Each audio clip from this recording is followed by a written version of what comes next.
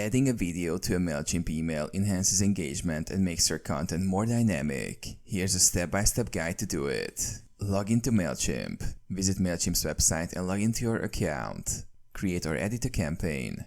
Click on Campaigns and either create a new campaign by clicking Create Campaign or select an existing one to edit. Access the email builder. Click Design Email to enter the email builder where you can customize your email content. Add the video content block.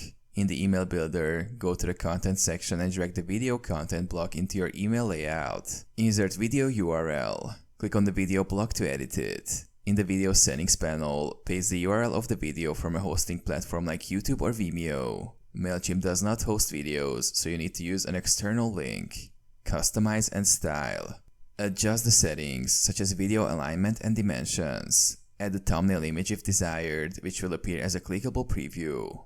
Save and test. Save your changes and preview the email to ensure the video block displays correctly. Send a test email to verify that the video link works as expected. Send or schedule. Once satisfied, finalize your campaign and either send it immediately or schedule it for a future date.